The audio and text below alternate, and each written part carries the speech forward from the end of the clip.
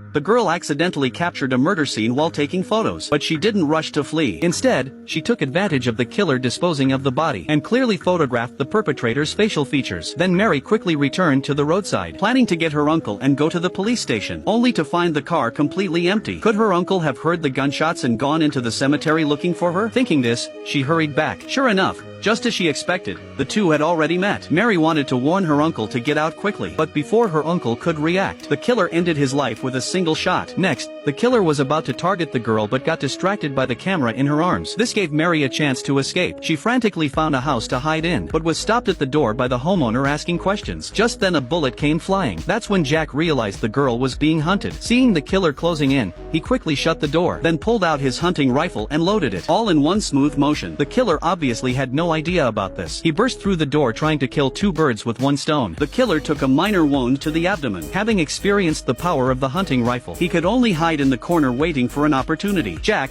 with his leg wounded, didn't dare rashly go down to the first floor. The killer, examining the shell casings, bluntly said Jack's hunting rifle had too short a range, should be used for hunting in the forest instead. Jack scoffed at this, mocking that the other guy's pistol caliber was too small, totally unsuitable for killing people. Hearing this, the killer realized he wasn't just some ordinary farmer, so he cut the phone lines in the house and taunted Jack with his cell phone, saying he should keep it on him so he could call the cops right away. Then the killer explained his reasoning, saying the girl witnessed him killing someone with a gun. As long as she's handed over quietly, this whole thing can be put to rest. Jack knew that if he did what the killer asked, the girl would surely lose her life, so he firmly refused the demand. Seeing that negotiation was getting nowhere, both sides hurried to treat their wounds. Jack, with his limited mobility, had the girl find towels and a light bulb to squeeze hard in her arms. The bulb immediately turned into glass shards. Then they scattered them on the stairs. This way they could detect any movement from the killer in advance. To prevent losing the evidence, Mary handed the film to Jack. However, Jack wasn't completely confident he'd survive this confrontation, so he sealed up the film. While negotiating with the killer, he had Mary secretly put it in the toilet tank. "Your wounds are too extensive. You'll bleed out and die before long." The killer flew into a rage upon hearing this, but didn't dare cross the line. Just then the ceiling light started flickering. That's when Jack suddenly remembered. The basement generator was running on empty. It was about to get dark, and the house would be just as dark. Plus, with his limited mobility, Mary's safety couldn't be guaranteed at all, so he told her to escape through the window. First, to save her life. Second, to get help from the police. Meanwhile, the killer unexpectedly discovered a police car had quietly pulled up outside.